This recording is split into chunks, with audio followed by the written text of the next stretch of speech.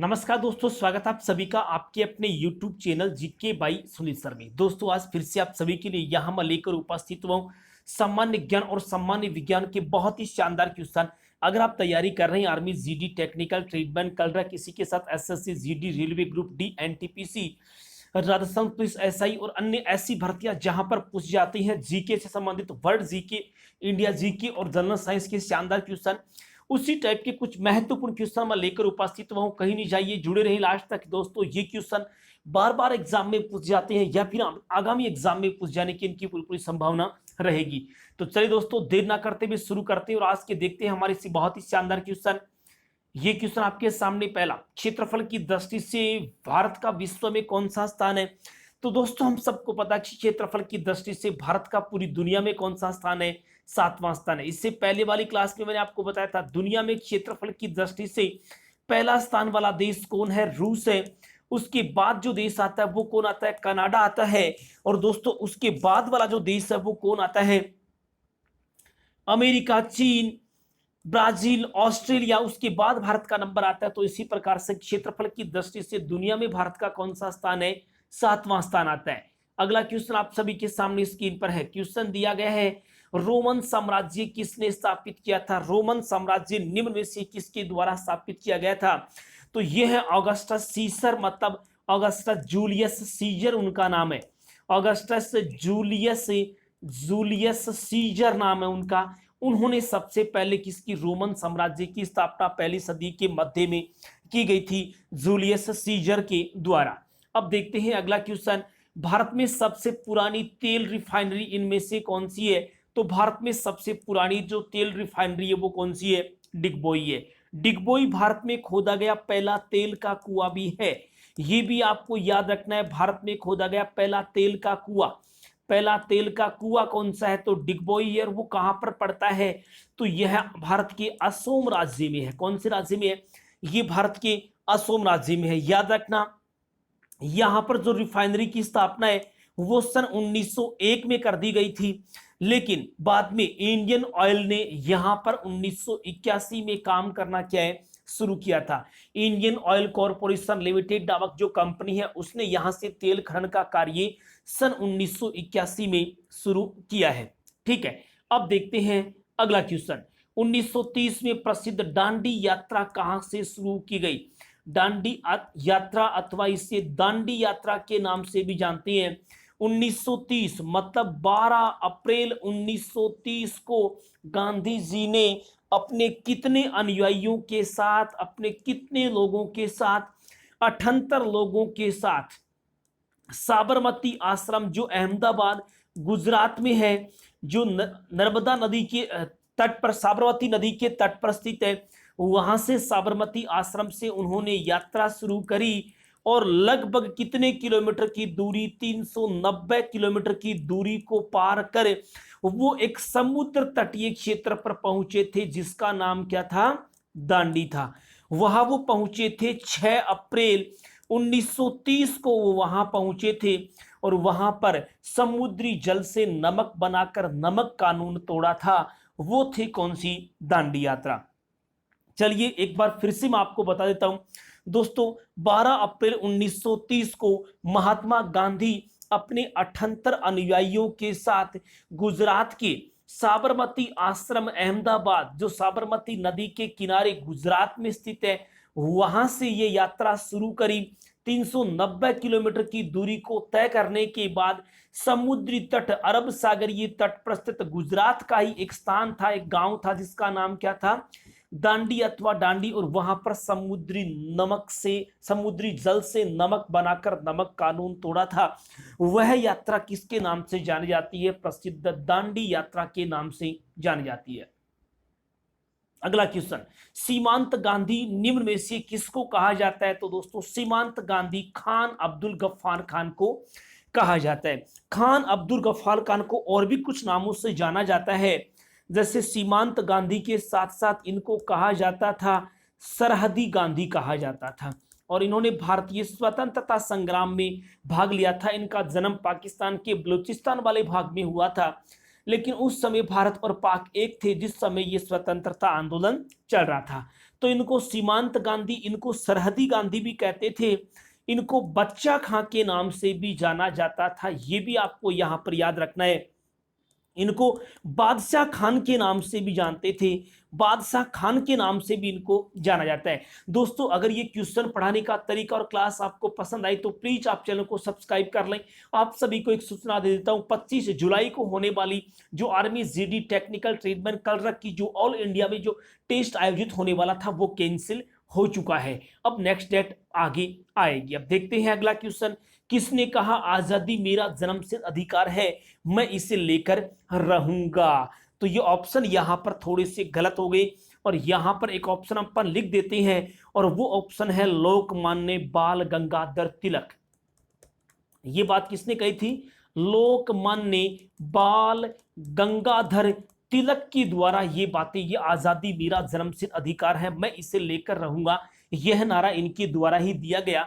गणेश उत्सव महाराष्ट्र में मनाने, शिवाजी उत्सव मनाने का श्रेय बाल गंगाधर तिलक को ही दिया जाता है। इसे अंग्रेज अशांति का जनक भी कहते थे। भारतीय रिजर्व बैंक की स्थापना, बैंकों का बैंक, बैंकों की मां की संज्ञा दी जाने वाली RBI reserve bank of India की स्थापना कब की गई? तो रिजर्व बैंक ऑफ इंडिया की स्थापना सन 1935 में की गई थी। 1 अप्रैल 1935 को इसकी स्थापना कहां पर की गई थी? तो याद रखना इसकी स्थापना कोलकाता में की गई थी। कहां पर स्थापित की गई थी? ये कोलकाता में स्थापित की गई थी 1 अप्रैल 1935 को।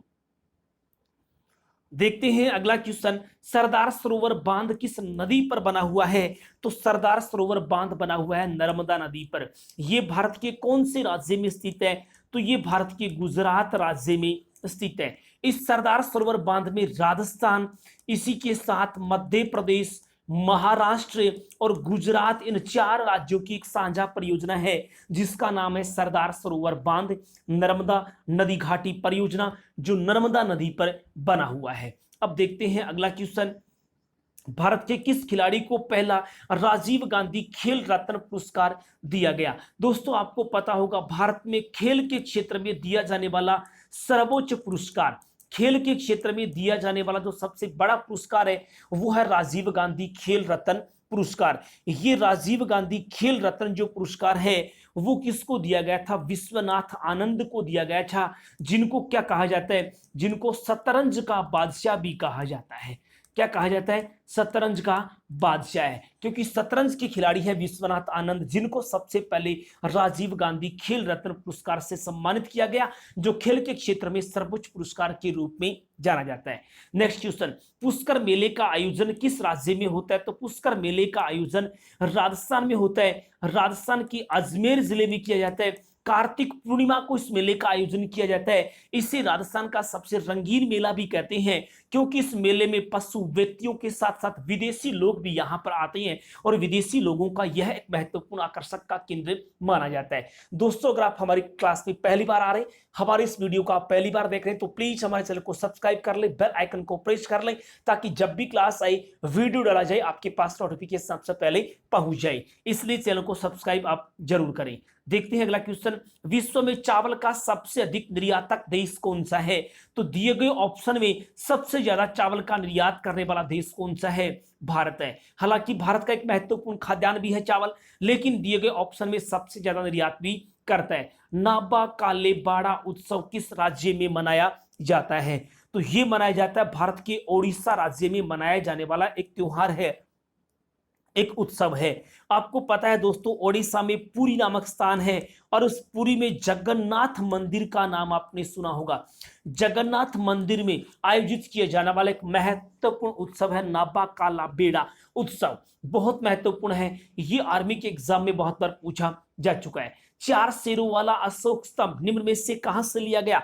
तो 4 शेरों वाला अशोक स्तंभ है वो कहां से लिया गया था? वो सारनाथ से लिया गया था। सारनाथ जो है वर्तमान में वाराणसी कहां पड़ता है? तो ये वाराणसी भारत के उत्तर प्रदेश राज्य में पड़ता है। वहां से इस स्तंभ को लिया गया था, सारनाथ से। अगर आपसे पूछा जाए कि सारनाथ का पुराना नाम क्या है, तो सारनाथ का पुराना नाम क्या है? तो इनका पुराना नाम है ऋषिपतन। ऋषिपतन मृगदान, मृगदाय इनका क्या है पूरा नाम, ऋषिपतन मृगदाय इसका पुराना नाम है किसका, सारनाथ का। अब देखते हैं अगला क्वेश्चन, काबुल कहां की राजधानी है? तो हम सबको पता है दोस्तों, काबुल जो है वो किसकी राजधानी है, अफगानिस्तान की राजधानी है। अगर आप army, GD, technical, contract advance की तैयारी कर रहे हैं तो दोस्तों सभी देशों की राजधानी और भारत के सभी राज्यों की राजधानियों को याद कर लें, क्योंकि राजधानी से संबंधित एक क्वेश्चन 100% पूछा जाता है। नाटो की स्थापना कब हुई थी? ये ऐसे भी लिखा हुआ आ सकता है, नाटो की स्थापना सन 1949 को की गई थी। याद कर ले, बहुत ही शानदार क्वेश्चन है, एक संगठन से संबंधित क्वेश्चन पूछा जाता है।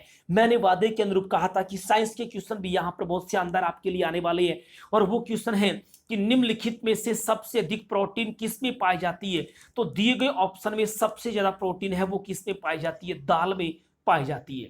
अब देखते हैं अगला क्वेश्चन, नेक्स्ट है, किस ताप पर पानी, भाप, तरल व ठोस अवस्था में, द्रव्य अपने तीनों अवस्थाओं में पाया जाता है?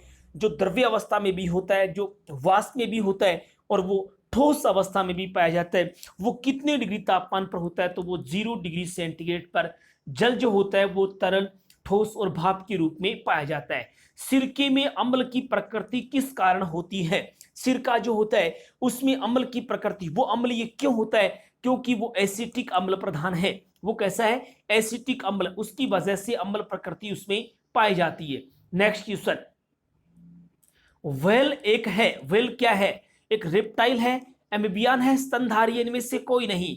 तो व्हेल जो है वो दोस्तों क्या है? एक स्तनधारी है। एक क्या है? स्तनधारी। निम्नलिखित में से कौन सा मिश्रण का उदाहरण है? दिए गए ऑप्शन में आपको बता रहे हैं कि इसमें से कौन है जो मिश्रण है। तो दिए गए ऑप्शन में हवा जो होती है वो क्या है? मिश्रण है।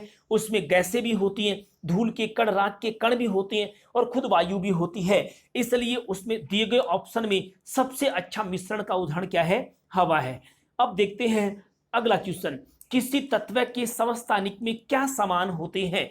किसी तत्व के समस्थानिक में न्यूट्रॉन, प्रोटॉन इनमें से कोई नहीं। क्या समान होते हैं? उसके समस्थानिक मतलब समस्थानिक के स्थान पर नाम आइसोटोप भी आ सकता है, आइसोटोप भी आ सकता है, ये भी आपको ध्यान रखना है। आइसोटोप भी आ सकता है, और वो क्या है? प्रोटॉन। किसी तत्व के समस्थानिक में प्रोटॉनों की संख्या क्या होती है? समान होती है। कार्बन के सबसे शुद्ध रूप को क्या कहा जाता है? तो कार्बन के सबसे शुद्ध रूप को दोस्तों क्या कहते हैं? हीरा कहा जाता है। कार्बन का सबसे शुद्ध रूप क्या है? हीरा है। अब देखते हैं अगला क्वेश्चन, विटामिन सी का रासायनिक नाम क्या है? तो विटामिन सी का रासायनिक नाम है एस्कोर्बिक अम्ल। विटामिन सी का रासायनिक नाम एस्कोर्बिक अम्ल है। दोस्तों अगर आप हमारी क्लास में पहली बार आ रहे हैं तो प्लीज आप इसे सब्सक्राइब जरूर कर लें। साथ ही अगर आपको इसी प्रकार के क्वेश्चन और इनकी पीडीएफ प्राप्त करनी है तो डिस्क्रिप्शन में दिए गए मोबाइल नंबर से आप मुझसे संपर्क कर सकते हैं। साथ ही साथ दोस्तों डिस्क्रिप्शन में army GD model test paper के नाम से एक प्लेलिस्ट बना रखी है, वहां से भी आप इसी प्रकार के और भी क्वेश्चन पढ़ सकते हैं। नेक्स्ट, हाइडल पावर स्टेशन में ऊर्जा का स्रोत क्या होता है? तो हाइडल पावर स्टेशन में ऊर्जा का स्रोत जल होता है। वहां पानी से क्या बनाई जाती है? ऊर्जा बनाई जाती है। अगला क्वेश्चन, निम्नलिखित में से कौन सा एक अल्प विकसित अंग है?